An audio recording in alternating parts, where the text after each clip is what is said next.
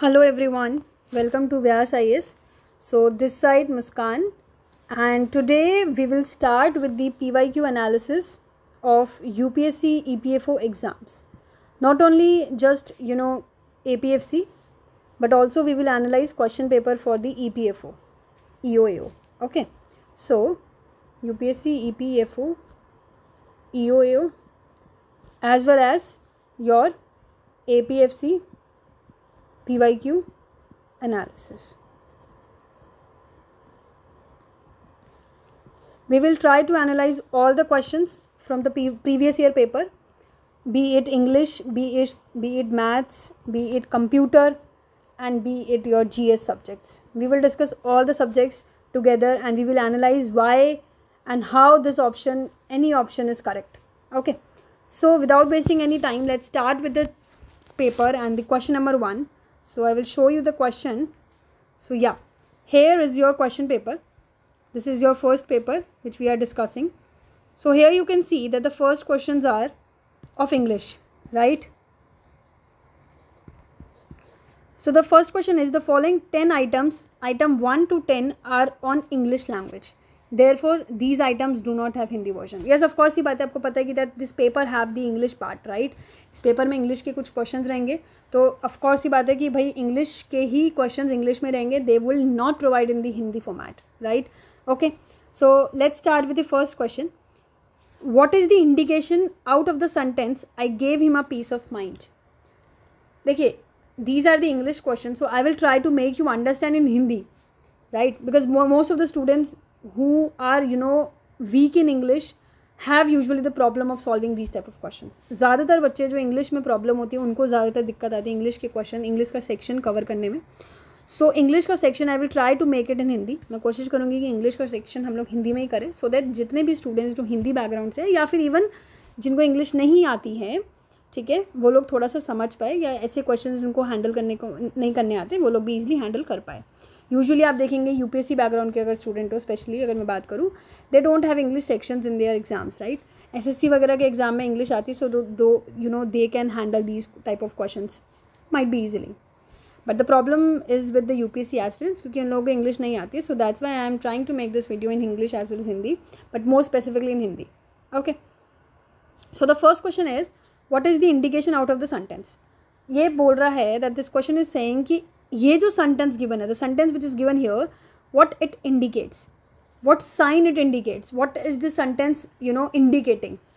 First option is appreciation, warning, greeting, and the last option is scolding. So the question is I gave him a piece of my mind. अगर हम इसकी हिंदी में बात करें कि क्या समझ आ रहा है नाम से, कि कुछ ऐसा समझ आ रहा है यार कि मैंने उसको अपना दिमाग का कोई एक टुकड़ा दे दिया, मतलब समथिंग लाइक दिस, ऐसा ही कुछ हो रहा है. अगर हम इसको समझने की कोशिश करें, I gave him a piece of mind, तो यार मैं अपना दिमाग, मतलब ऐसे अपन जब गुस्सा होते हैं, when we are usually anger, तो हम लोग ऐसे नहीं बोलते कि मेरा पूरा दिमाग खा लिया, दिमाग का पूरा भेजा कर दिया. ऐसे अजीब अजीब हम सेंटेंसेस यूज़ करते हैं जिसमें माइंड को यूजुअली कहते हैं, डिस्क्राइब करते हैं. तो आइडिया लगाने के लिए हम लोग कह सकते हैं कि कुछ एंगरनेस का है ये, ठीक है. अब ऑप्शंस देखिए, अगर कुछ बच्चों को directly if you know the meaning of appreciation, appreciation क्या होता है, तारीफ़ करना हम यूजुअली कहते हैं, किसी को एडमायर करना हम लोग कहते हैं, राइट? कि I am like appreciating someone, कि किसी ने कुछ अच्छा किया तो मैं अप्रिशिएट करने की कोशिश कर रही हूँ. तो I don't think so this is the best option. Of course ये बात है, क्योंकि कहीं ना कहीं this shows the appreciation and we are thinking that this statement signifies that we are anger, we are angry. Second question is warning. देखिए, warning हो गया कि जब हमारे पास कोई डेंजर आ रहा हो तो हम किसी को वार्निंग कर रहे हैं कि खबरदार, you are, I am giving you the warning, be careful, और I am giving you the warning, don't touch me, like something like that, कि हम वार्निंग दे रहे हैं किसी को, ठीक है. तो अगर किसी को वार्निंग दे रहे हैं तो दिमाग तो नहीं दे देंगे ना, मतलब I give him a piece of my mind is like something very different from this option, right. Then we have greeting. Greeting means simply that we are saying like hello, hi, good morning, like we are greeting someone. किसी को हम लोग greet करने की कोशिश करते हैं ना, जैसे wish करने की कोशिश करते हैं, that's greeting. So this is also not the right option. अब last option जो बचता है वो scolding बचता है, by scolding. अगर हम scolding वाला option देखें, so scolding में है भाई डांटना, मतलब समथिंग लाइक कि हम किसी को डांट रहे हैं या गुस्से में हम किसी को डांट रहे हैं ना, कि तूने ऐसा क्यों किया मेरे साथ, why did you did this with me, इस तरीके के हम बोलते हैं. तो मोर अगर हम बोले कि ज़्यादातर जो रिजेंबल कर रहे हैं, ज़्यादातर जो हमारे माइंड ने जो कहा, ठीक है, हमारा माइंड जो कह रहा है इस क्वेश्चन को लेके, वो स्कोल्डिंग की तरफ कह रहा है. क्यों? Because I gave him a piece of mind, मतलब मैंने गुस्से में उसको अपना दिमाग दे दिया, या ऐसे बोलते हैं ना, गुस्से में मेरा दिमाग खा गया, समथिंग लाइक दैट. तो we can relate this easily with scolding. So the correct option will be scolding. ठीक है, समझ आ गई बात. I hope this question is clear to all of you who all are watching this video. So next move with the second question. Second question is very straightforward, that what is the meaning of the expression blue blood. Most of you must be knowing that what is the meaning of blue blood. आप में से बहुत सारे लोग जानते भी होंगे blue blood का मतलब होता क्या है, blue blood किसके लिए यूज़ किया जाता है. ठीक है, अगर आप लोग थोड़ा लाइक हॉलीवुड मूवीज़ वगैरह अगर आप देखते होंगे तो थोड़ा सा आपको आइडिया होगा कि यार ब्लू ब्लड का मतलब क्या होता है. When we are describing someone who is very rich, someone who is very noble, someone who belongs to a royal family. कोई अमीर लोग होते हैं ना, यूजुअली हम उनको बोलते हैं ब्लू ब्लड, मतलब उनको डिस्क्राइब करने के लिए बोलते हैं usually blue blood. Blue blood मतलब ये नहीं होता उनका कि खून ब्लू हो रहा है. ठीक है, इट्स जस्ट अ फ्रेज जिसको हम कह सकते हैं. बेसिकली ब्लू ब्लड का मतलब ये हो गया कि कोई अमीर फैमिली से, एफिलुएंट फैमिली से बिलोंग करता है. ही और she belongs to a high class family, right. जैसे बड़े बड़े जो किंग्स होते हैं, क्वींस होते हैं ना, तो उनको कई बार हम ब्लू ब्लडेड करके बोला जाता है, ब्लू ब्लड बोला जाता है, that she has a blue blood, like she belongs to a very important family, like she belongs to rich family. तो इस तरीके से हम लोग डिस्क्राइब करते हैं ब्लू ब्लड में. ठीक है, बट अब अगर हम ऑप्शंस देखें तो ऐसा तो कुछ समझ नहीं आ रहा ना अभी ऐसे डायरेक्टली. तो अब ऑप्शन समझने की कोशिश करते हैं. लाइक ठीक है, let's start with the option. So the first option is polluted industrial waste water. What is this? ये तो मतलब अलग ही चीज़ हो गई, पोल्यूटेड इंडस्ट्रियल वेस्ट वाटर. ये तो ऐसा बोल रहा है कि भाई जो फैक्ट्री से पानी आ रहा है उसकी वजह से पानी, मतलब फैक्ट्री से जो भी आ रहा है डर्टी वाटर आ रहा है उसकी वजह से कहीं ना कहीं पोल्यूशन हो रहा है. तो this is not relating it with the noble families वगैरह से, तो कुछ रिलेट ही नहीं हो रहा. So this is exclude obviously wrong option and nonsense option. Next is sap of teak wood. देखिए, सैप बेसिकली क्या होता है ना, एक स्टिकी लिक्विड होता है जो हम ट्रीज़ में से कई बार आता है ना. तो it's like a sticky liquid that comes out of trees. So this is sap. What about teak? Teak एक स्ट्रॉन्ग वुड का हम बोलते हैं, एक स्ट्रॉन्ग वुड बोलते हैं जिसको. So basically sap is like a sticky liquid that is coming out of the tree and the teak is which is a kind of a strong wood, you can say. But again, you will see that blue blood does not mean something like this, that कि कुछ trees से related, so there is nothing to say. So this is also a nonsense option. We can exclude this option also. Last option we can see, if a costly object. See, a costly object means something very expensive. Costly object का मतलब तो यही होता है ना, कुछ something बहुत expensive जो हो, बहुत महंगी चीज़ हो. Costly का मतलब तो यही होता है. Like gold we can say, like jewelry we can say, or even a luxury car, a luxury home. Like this is true that कि रॉयल लोगों के पास, अमीर लोगों के पास ये कॉस्टली चीज़ें होती है. ठीक है, तो कॉस्टली चीज़ें होती है, that means the real people, the rich people have these belongings. यानी कि रिच लोग जो होते हैं उनके पास ये कॉस्टली ऑब्जेक्ट्स पाए जाते हैं, that means they have these belongings. But यहाँ पे अगर हम देखें, ये जो ब्लू ब्लड है ना, ब्लू ब्लड हम डिस्क्राइब करते हैं लोगों के लिए, नॉट फॉर देयर बिलोंगिंग्स. हम ब्लू ब्लड ये नहीं कह रहे कि उनके पास ब्लू ब्लड है, दैट मीन्स कि उनके पास बिलोंगिंग्स अच्छे, उनके पास सामान अच्छे हैं. Blue blood simply means that we are describing rich people, we are describing somebody, we are describing someone, not something. Okay, so there is a difference and we will see that this third option which is an aristocrat you means what that like कि aristocrat का मतलब क्या होता है. तो aristocrat is the most suitable option which we can fit here, that aristocrat is the real meaning where we can say that we are describing the blue blood. This can be the possible option, but it's not describing someone, it's describing to something. So that's why we are excluding this option. Okay, so the correct option is an aristocrat. ठीक है, and for this we have scolding. Okay, so the next question, moving to with the next question, which is he was hoisted by his own petard, refers to, okay, somebody who don't have a good background in English, or somebody who is new to these phrases and all questions, or somebody who is new to these exam pattern where you are solving the English questions, might feel that अजीब सा question दे दिया somebody, है ना, ऐसा ही feel हो रहा है ना कि यार क्या क्वेश्चन दे दिया, कुछ समझ नहीं आया. देखो, ऑप्शन अगर हम रीड करने की कोशिश करें तो options are, he had problems as a result of his own plans to hurt others. उसके ये कुछ ऐसा कहना चाह रहे हैं कि उसके पास जो प्रॉब्लम्स है वो इस वजह से हुई है क्योंकि उसने खुद को या उसकी खुद की प्लान्स की वजह से ही उसको प्रॉब्लम हुई है। वो किसी और को हर्ट करना चाह रहा था बट उसका ही प्लान उसके ऊपर भारी पड़ गया, समथिंग लाइक दिस। ठीक है, मतलब ओन की कुछ बात हो रही है, खुद के ऊपर ही बात हो रही है। He was high up on the pole, he was high up on the pole. ठीक है, कुछ पढ़ लेते हैं एक बार के लिए। He would usually run away from trouble, कि वो ट्रबल से भाग रहा है, मुसीबतों से भागना। He was indifferent to his surroundings, मतलब उसकी सराउंडिंग्स में कुछ भी चल रहा है उसको फ़र्क नहीं पड़ता, इनडिफरेंट है। ठीक है, कुछ ऐसा समझ आया। अब देखो एक एक ऑप्शन को अगर हम समझने की कोशिश करें, let's start with the last option. He was indifferent to his surroundings. Indifference मतलब आपको पता होगा that you are not caring about what is happening around you, you are not caring about कि आपके आसपास क्या हो रहा है। बट इस फ्रेज भी अगर हम देखें तो there is something it's saying that फ़र्क पड़ रहा है, क्योंकि he was hoisted by his own petard whatever it is, कि वो इंसान होइस्ट हुआ है उसके खुद के पेटार्ट से। अब होइस्ट मतलब और पेटार्ट मतलब हो सकता है आपको नहीं पता हो, maybe I am pronouncing wrong but you don't know the real meaning of that word, right? I am assuming that. So इसमें तो कुछ ऐसा समझाने की कोशिश कर रहे हैं, वो होस्ट हो गया, मतलब होइस्ट हो गया, कुछ हुआ उसको उसके खुद के किसी पेटर्ड जो भी मतलब वो मान लेते हैं एक्शन की वजह से, तो यानी कि खुद की वजह से कुछ कहना चाह रहे हैं। बट यहाँ पे तो कह रहा है he was indifferent to his surroundings, तो इंडिफरेंट तो I don't think like this phrase is not fitting to that statement, because इस फ्रेज में ऐसा हो रहा है that person is definitely caring because he is facing the consequences of their own bad actions, right? So this is a bad option, this is not a good option, we can directly exclude this option. But then moving toward the next option which says he would usually run away from the trouble. Again this is wrong because he is running away from the problem, that means he is avoiding problem.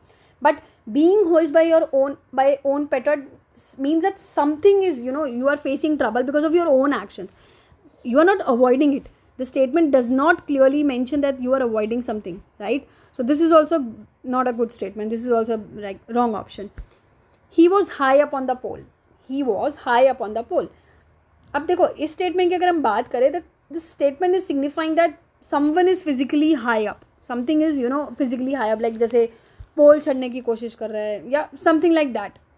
तो इसके साथ plans बना, मतलब इसके साथ हम ये नहीं कह सकते ना कि कुछ ऐसा रिलेट हो ही नहीं रहा है कि he was hoisted by his own petard करके, कोई रिलेशन ही नहीं हो रहा है। ये तो स्टेटमेंट ही एकदम एक्सट्रीम स्टेटमेंट दे दी, अजीब से कुछ समझ ही नहीं आ रहा। अब पहला ऑप्शन देखते हैं, अगर इवन आपको लगे कि फिशी है कि नहीं यार कुछ तो हो सकता है इसमें पॉसिबिलिटी है, तो उसको एक बार आप मार्क करके छोड़ सकते हैं। बट ये समझ आ गया ये दोनों तो नहीं है। He had problems as a result of his own plans to hurt others, this might be the possibility.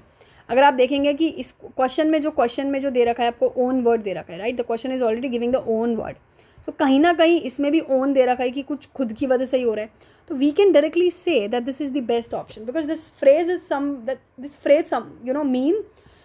means that someone is trying to hurt others but ended up hurting themselves, right? Because it's like कि plan backfire हो रहा है, उसके ऊपर ही पड़ रहा है, क्योंकि वो किसी और को कोशिश कर रहा था हार्म पहुंचाने के बाद खुद के ऊपर ही हो गया। कुछ ऐसा समझ आ रहा है ना?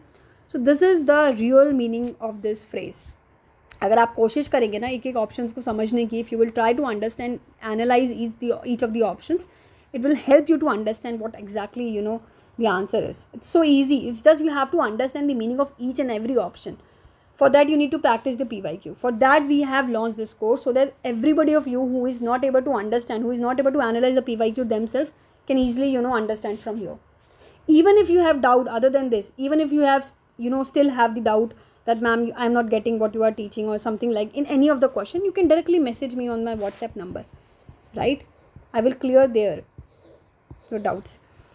So moving towards the next question. Next question is what is a ballad? Okay, what is a ballad? अब might be possible कि आप लोग directly समझ जाओ यार ballad means तो like simple means is a popular story or folk tale in words, like most of the student must be knowing what is ballad. But उसके अलावा भी कुछ बच्चे ऐसे होते हैं जिनको नहीं पता होगा, that's not an issue. एक एक ऑप्शन समझ लेते हैं। पहले देख लेते हैं novel. What is a novel? Novel तो हमें पता होता है कि कहीं ना कहीं एक स्टोरी लिखी हुई होती है एक बुक के फॉर्म में, जैसे हम लोग पढ़ते हैं ना हैरी पॉटर वगैरह की पढ़ते हैं, तो कहीं ना कहीं नॉवल एक लॉन्ग स्टोरी होती है। आपको पता है एक पूरी बुक आती है तो एक लॉन्ग स्टोरी की फॉर्म में होती है, ठीक है, जो कि एक बुक फॉर्म में होती है।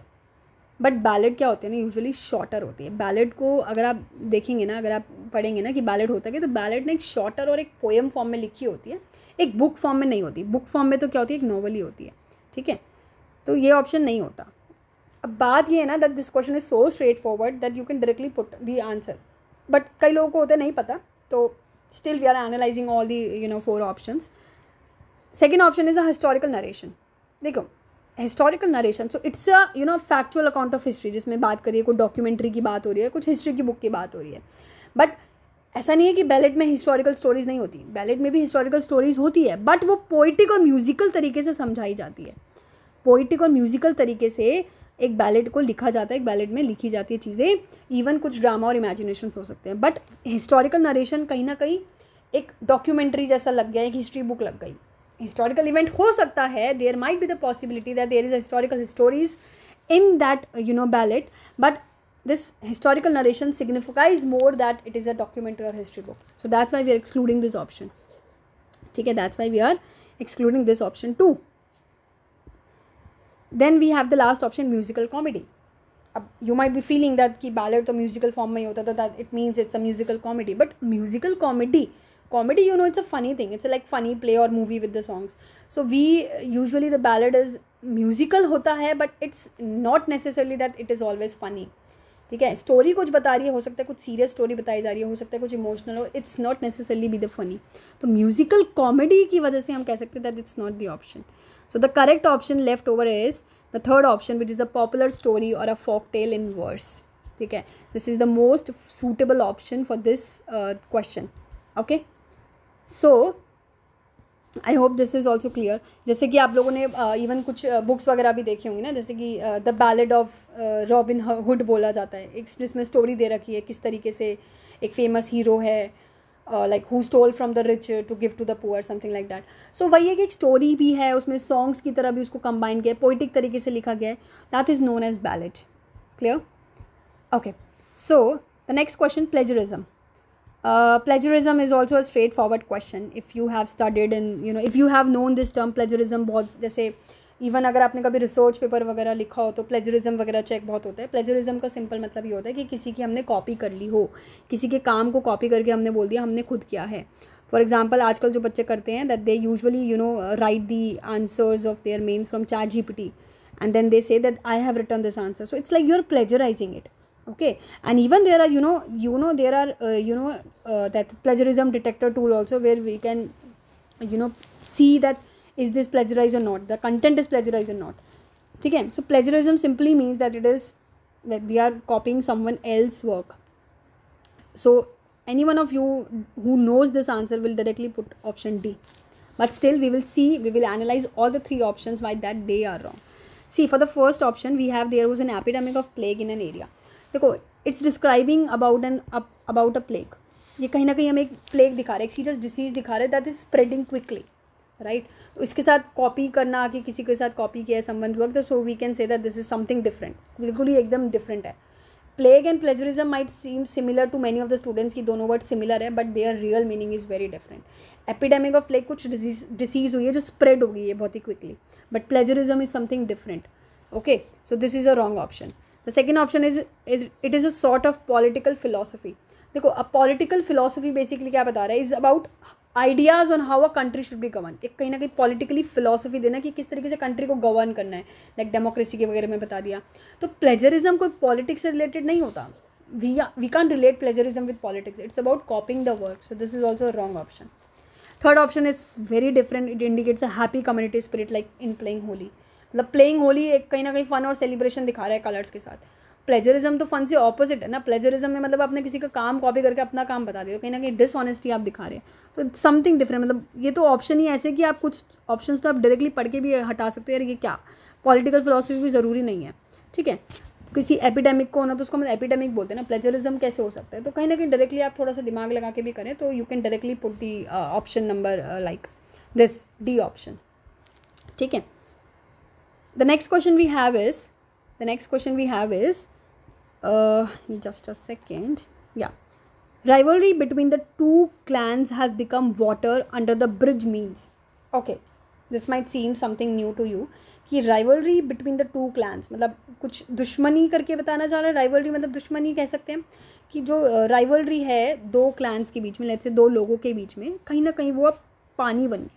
अंडर द ब्रिज मतलब पानी ऐसा हो गया, ब्रिज के नीचे चला गया, ऐसा कुछ इसका है, एक फ्रेज़ है कि जो दुश्मनी थी दो लोगों के बीच में, दो क्लैंस के बीच में, वो कहीं ना कहीं अब ऐसा हो गया है कि ब्रिज के नीचे से पानी निकल जाना, मतलब something that you know has become, हम कहते हैं ना कि अब उस चीज़ पे पानी फिर गया, या something that has you know had been done.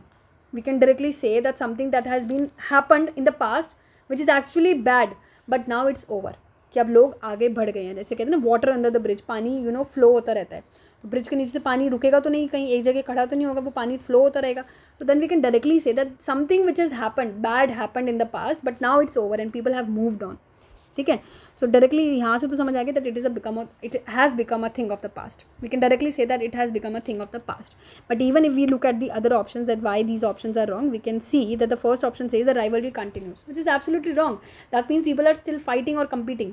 But water under the bridge directly means that rivalry is over and it is wrong. Okay. Third option is it connect the two clan. Like you know ये suggest कर रहा है that rivalry is becoming closer. Something like कि bridge कहीं ना कहीं दो लोगों को connect कर रहा है. But water under the bridge directly means that we are you know forgetting the rivalry and we are not connecting them. क्योंकि अब ख़त्म हो गई है लड़ाई, अब connect करने की तो कोई चीज़ ही नहीं है. It is not forgotten. This is also wrong because if something is not forgotten, that means लोग अभी भी उसके बारे में सोच रहे हैं. That it means people still think about it. But phrase तो कह रहा है that समथिंग हैव फॉरगॉटन. लोग कह रहे हैं ना कि कहीं ना कहीं पानी अब ब्रिज के नीचे चला गया, तो this is also wrong. Directly meaning सीधा सीधा समझ आ रहा है यार, it has become a thing of the past. Even if आपने इंग्लिश के पेपर्स नहीं किए, यूपीएससी बैकग्राउंड के अगर जो एस्पिरेंट देख रहे हैं वीडियो, तो भी कोई दिक्कत नहीं. अगर हम जनरल चीज़ों को समझने की कोशिश करें, 1 मिनट भी अगर हम क्वेश्चन पे देंगे ना, तो हमें समझ आने लग जाएगा. ठीक है यार, it has become a thing of the past, सीधा से समझ आ रहा है. ठीक है. 7th question is the teacher gave me the book. देखो 1 नंबर को टीचर बोला है, 2nd for the teacher, 3rd for the gave, me for the 4th, the for the 5th and 6th for the book. इस तरीके से इन्होंने order बना के दे दिया. 1 2 3 6 वर्ड्स हैं. Where the words are numbered for convenience of reference. ठीक है. Consider also the insertion of a single word only. We need to insert 1 word here in this sentence. The word is only. ठीक है. into the sentence to indicate a desired emphasis. ठीक है. हमें क्या करना है ना, क्वेश्चन कह रहा है कि इसमें ओनली वर्ड हमें पुट करना है इस पूरे सेंटेंस में, कि ओनली वर्ड वहाँ लगाओ जहाँ वो उस पर्टिकुलर, आप कह सकते हो उस पर्टिकुलर रेसिपेंट पे या उस पर्टिकुलर यूनिकनेस जो क्वेश्चन में पूछा गया उस पर एम्फोसाइज कर रहा हो, उस पर्टिकुलर चीज़ पे एम्फोसाइज कर रहा हो. अब जैसे पहला ऑप्शन क्या कह रहा है कि ओनली वहाँ लगाना है हमको. We have to put only where it you know emphasis is on the recipient. यानी कि ओनली वर्ड हमें ऐसा लगाना है कि ये जो सेंटेंस है ये किस पे पूरा का पूरा फोकस करे, रेसिपेंट पे. रेसिपेंट का मतलब हो गया जो रिसीव कर रहा है, somebody who is receiving the book, right. अब यहाँ पे मी की बात हो रही है, तो I am assuming that I am that person who is receiving the book from the teacher. Okay, मैं वो एक पर्सन हूँ जो बुक रिसीव कर रही हूँ टीचर से. So I have to focus where I have to put this word only, so that कि एम्फोसिस ऐसे लगे कि मुझे ही मिली है वो बुक मुझे ही मिली है, किसी और को नहीं मिली है. मेरे को इस पर तो फोकस कराने कि वो बुक मुझे ही मिली है. सो अगर मैं देखूँ, the teacher gave only me the book, right, या teacher gave me only the book. अगर मैं ओनली द बुक लगा रही हूँ, दैट शोज दैट बुक पे लगा रही हूँ मैं फोकस, कि बुक एक है. ओनली द बुक मीन्स क्या होता है कि बुक एक है. तो मैं कहाँ लगा सकती हूँ, the teacher gave only me the book, कि मुझे ही उन्होंने बुक दी है. ठीक है. Gave only me the book, यानी कि 3rd और 4th के बीच में ओनली आएगा. दैट मीन्स ये ऑप्शन गलत है. इन दोनों में से कोई ऑप्शन होगा. ठीक है. On the uniqueness of the item given, कि आइटम ऐसा लग रहा है, जो आइटम यहाँ पे क्या है, बुक है, कि वो बुक दिख रही हो कि वो एक है, यूनिक है. तो वो तो मैंने अभी बता दिया बोलते बोलते कि बुक ओनली में तो सिग्निफाई कर रहा है कि टीचर ने सिर्फ बुक मुझे ही दी है, कि book only. This means the teacher didn't give anything else, only she has given is the book which is the only book. That means uniqueness में कहाँ आ रहा है, after point 6, that is this option. ठीक है. Still even if you are confusing कि हो सकता है 5 और 6 हो, तो आप 3rd ऑप्शन भी देख लीजिए. ऑन द गिवर मतलब who is the giver here, teacher is the giver. That means कि टीचर दे रही हो तो टीचर पे फोकस करना है.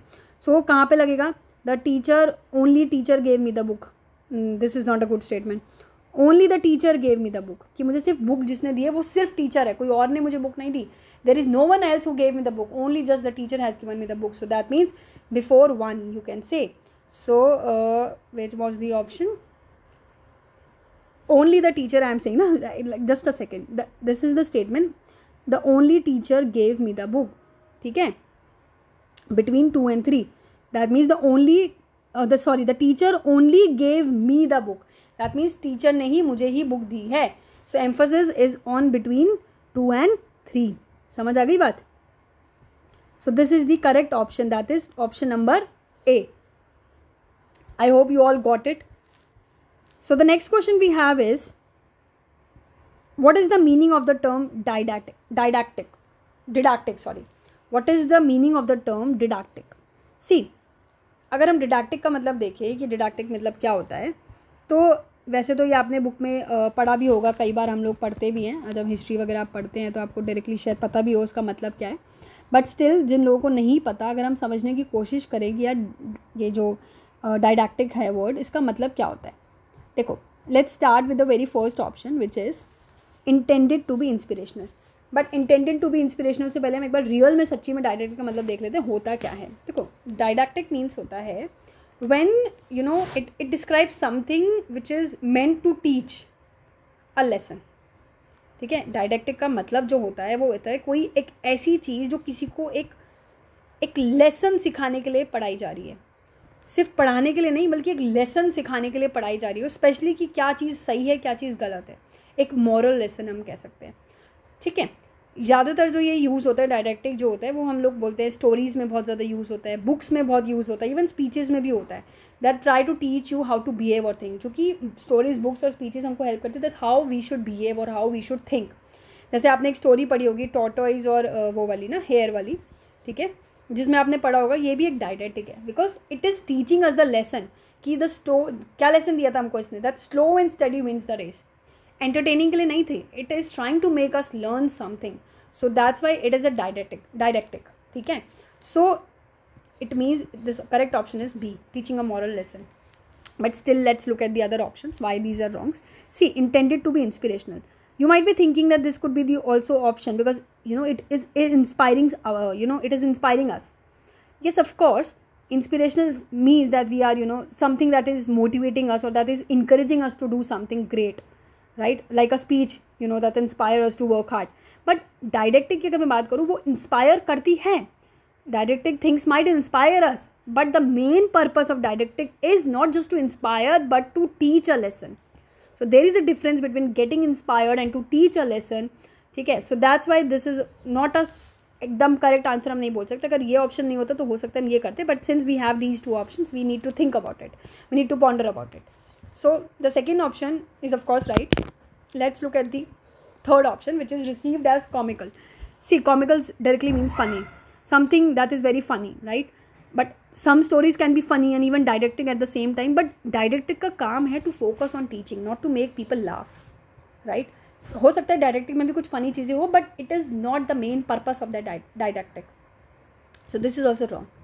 Sharing an informative experience. See, sharing information means you are giving some fact, like giving about like facts of science or something like that. Like, but didactic ना सिर्फ sharing of the facts नहीं होता. It's about the moral lessons, how people should behave. So it's more of a moral lesson. That's why we will put option number which is B option. Okay. Ninth question.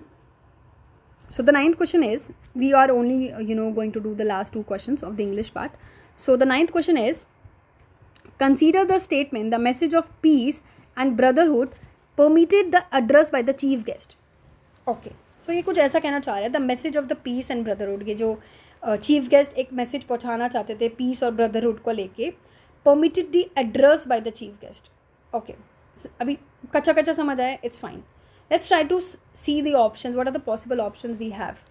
To advocate, to spread all over, to anchor and stabilize, to leave a permanent impression.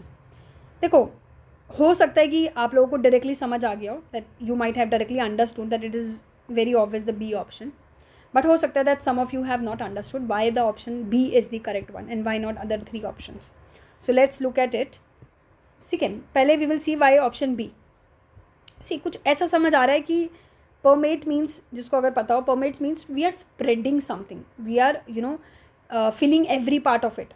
Like अगर मैं बोलूँ कि ये जो message piece और brotherhood का chief guest देना चाहते थे, वो सबके पास पहुँचने के लिए, टू स्प्रेड ऑल ओवर, कि हर किसी के अंदर ये चीज़ आए दैट पीस और ब्रदरहुड हमें होनी चाहिए. So we can say that more of it कि यार यही मैसेज होगा, टू स्प्रेड ऑल ओवर. ठीक है, But still, let's look at the first option, which is to advocate. See, when we are saying to advocate, it directly means that we are supporting or recommending something. Okay? So supporting the address by the chief as, or recommending something is not the correct one. We can say the correct word to use.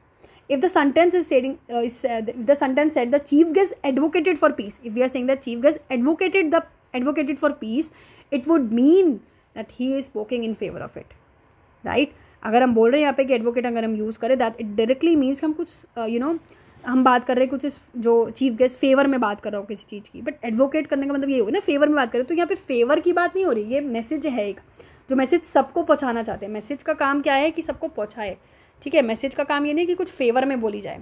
समझ आ रही है बात आपको? So that's why this is a wrong option. The next option is the third option, to anchor and stabilise. See, anchor and stabilise means to make something steady, to make something firm. जैसे कि हम बोले कि किसी चीज़ को एक study कर देना, जैसे कि एक एंकर ने एक बोट रखी, तो एक चीज़ों को स्टेबलाइज करने की बात हो रही है यहाँ पे. चीज़ों को स्टेबलाइज, मैसेज जो पहुँचाया जा रहा है वो स्टेबलाइज करने के लिए थोड़ी लाया जा रहा है.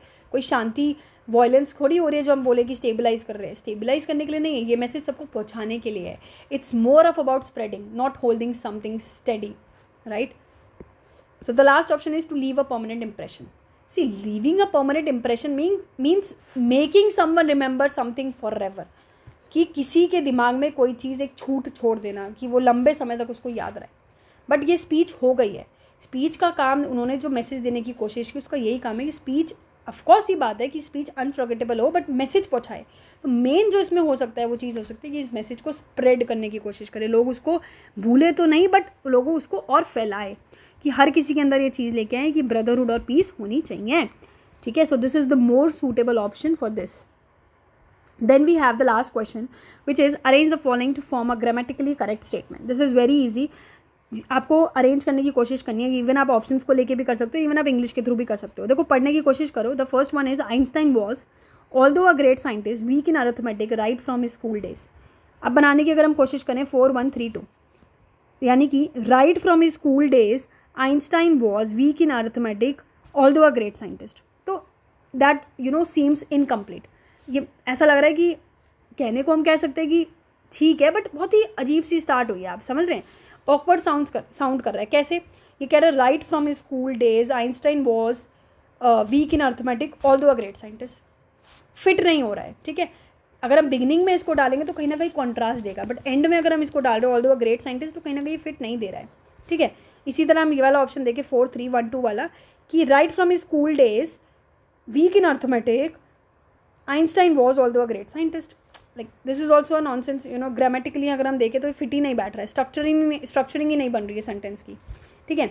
लास्ट स्टेटमेंट देखिए 2 3 1 and 4 which says although a great scientist weak in arithmetic Einstein was right from his school days.